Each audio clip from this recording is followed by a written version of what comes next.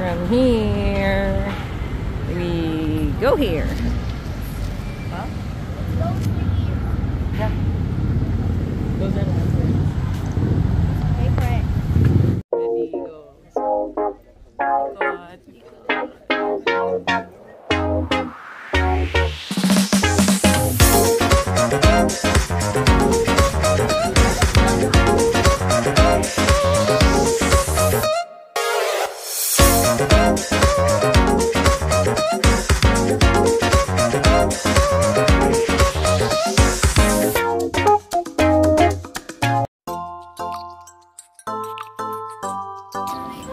Tara, punta tayo ng Binondo. There are many ways to get there, and isa sa mga gusto sana naming itry ay sumakay ng ferry along the Pasig River. May isang station malapit sa amin sa Guadalupe. Kaya lang dahil hindi kami nakapaghanda at hindi namin na-anticipate na may pila pala at may punuan nung mga panahong to. So, instead of ferry, pumunta kami sa aming option 2. Ano yun? Eh di, sumakay ng jeep. So, from Guadalupe, merong mga jeep going to Taft. At ito na nga ang aming sinakyan. So, pagdating ng Taft, ay sasakay ka ulit ng jeep na may signboard na Divisoria. Pero pagdating namin doon, nakita namin na meron palang alternative na sasakyan na. At ito yung mga e-trike. So, mas pinili namin yon. Parang inarkilan na lang namin itong si Kuya para wala na kaming kasama. And dahil kasama namin yung mga bata, ay parang nag-sightseeing na rin kami.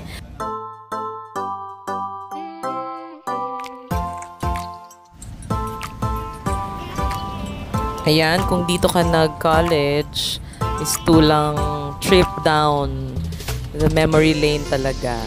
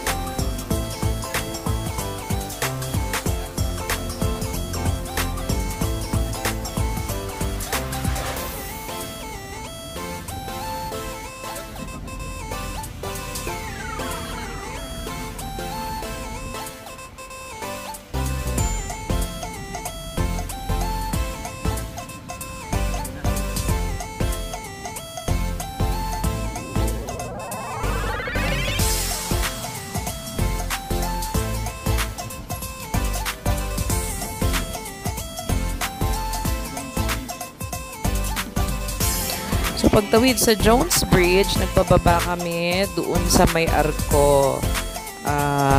Papunta doon sa Escolta mismo. Ayan. Pwede naman siguro kayong magpahatid kung saan, doon pa sa may unahan. But dahil gusto naming i-explore yung Escolta, mas minabuti naming dyan na lang kami. Ayan, nagpicture kami and we tried to explore itong side na to ng metro. Welcome to welcome.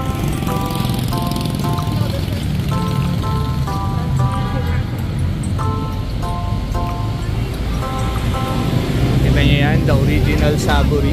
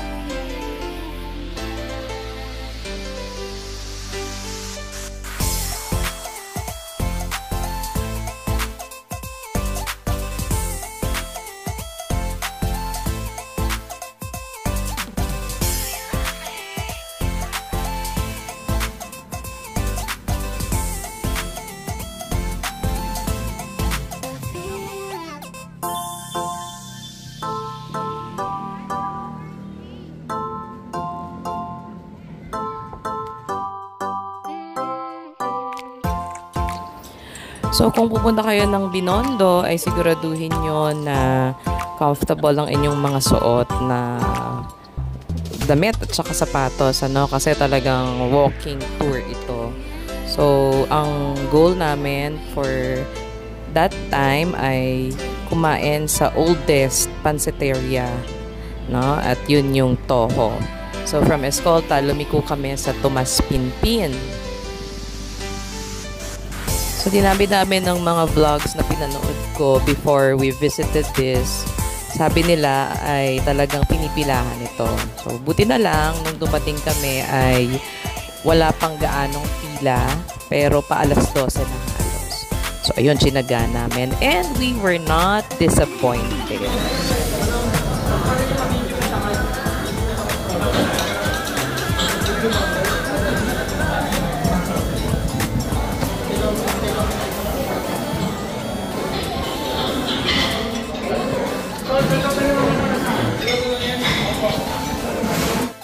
So, ayan, in-order namin spicy squid, soup, lechon kawali, chicken, syempre yung fried rice, at talaga naman busog na busog. So, lahat ng yan ay sa halagang 1,945. O, diba? Not bad. So, isa pa sa dapat i-consider ay weather pag maglalakad-lakad. At ito ang hindi rin namin na-anticipate. So, number 2 na yan. So, palakad na sana kami after our lunch para i-explore yung ibang kainan. Kaya lang biglang bumuhos ang ulan. So, ayan. So, naging observation time tuloy namin ito. So, ayan yung mga nakita ng mga alaga namin. Mga how busy the place is. So, alam naman natin na nung una talagang ito yung business area ng city noon. Ano. So, ganun pa din. Marami pa ring mga companies or businesses sa lugar. Ayan, maambun pa.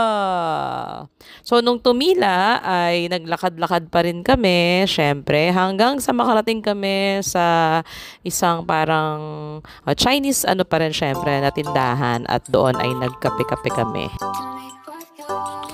So, dahil na-realize namin na talagang imposible na yung aming gustong food crawl sana. So, bumalik na kami sa Escolta at nakita namin yung Tropical Hut sa Calvo Building.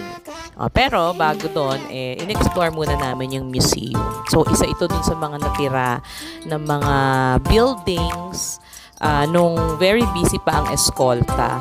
Although, hindi na, may mga changes na doon sa building, no? Pero yung first and second floor ay maintain nila as museum. Ayan. So, napakaraming old photos, mementos, na magpapakita sa iyo ng idea, no? Kung ano ang lugar na yan noon and how important it was in our history. May bayad nga pala ito. So, yung guard doon sa ground floor ang magbibigay sa inyo ng ticket. And you can just explore the area on your own.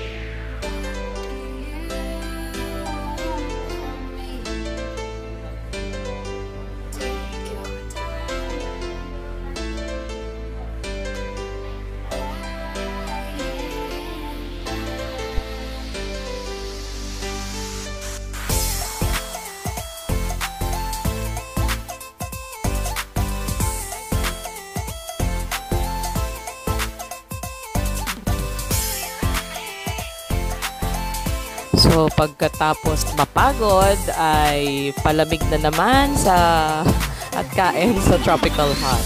Tapos, dahil maganda yung Jones Bridge and talagang first time kasi namin, ano, so ayun, photo op. Ang ganda talaga nung ginawa nilang renovation, ano. So, dahil pahapon na to, hindi gaano marami ang tao, so it's a chance na kinuha namin. And then, nilakad namin yan patawid ng Ilog Pasig para naman i-enjoy yung, again, bagong renovate na area, yung Pasig Esplanade. Sa gabi ay mas maganda ito, no? Kasi pinaiilawan daw. Pero, yun, nagtyaga na lang kami kung dun sa oras na meron kami. Plus, dahil talagang makulimlim ang panahon. So, dahil nasa kabila na kami ng side ng Pasig, ang pinakamalapit na structure is, ayan, ang Manila Post Office.